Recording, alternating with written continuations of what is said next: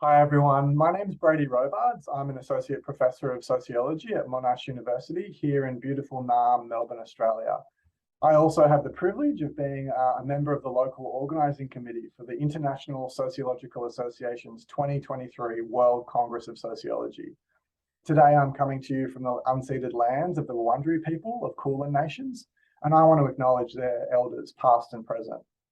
Today, I'm very excited to be joined by Professor Jo Lindsay, who is a very accomplished sociologist based here in Australia, also at Monash with me.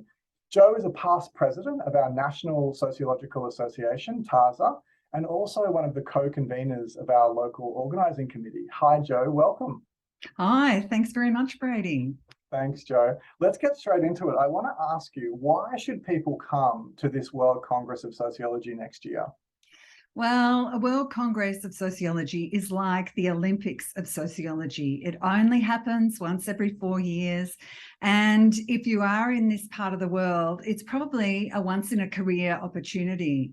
The last time we had a World Congress in Australia was 2002, so 20 years ago. So it's fantastic for people to come and see us here in Melbourne.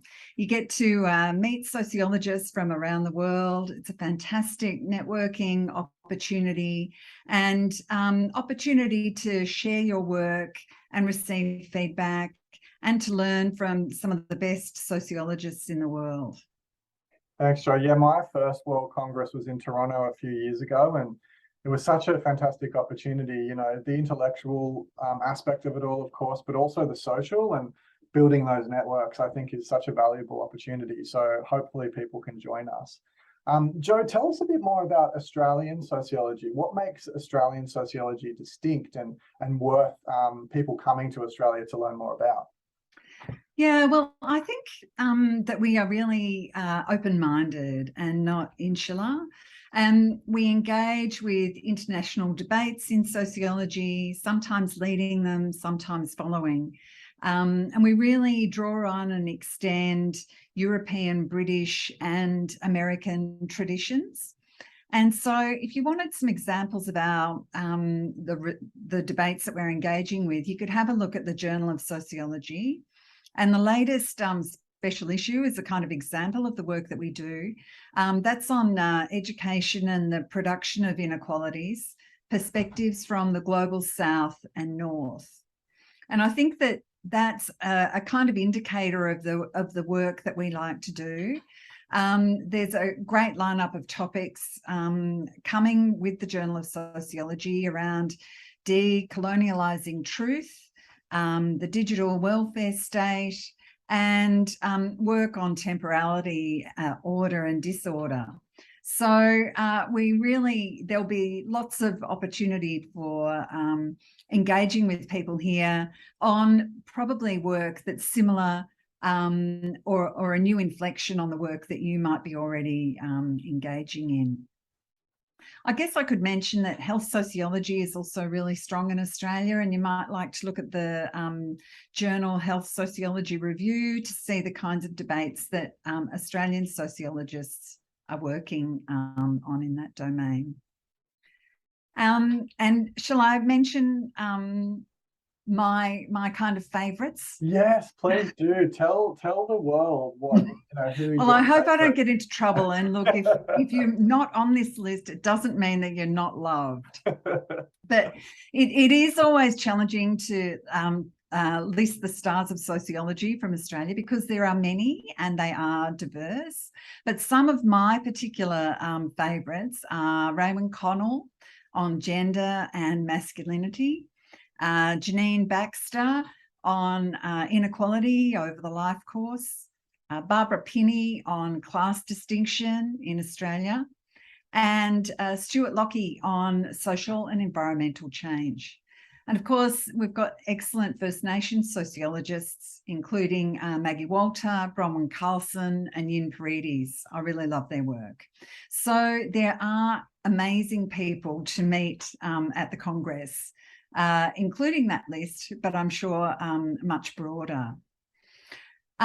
Another thing I was just going to mention, thinking about First Nations sociologists, is that in terms of reconciliation with First Nations people in Australia, I think our country is probably behind other nations such as New Zealand and Canada.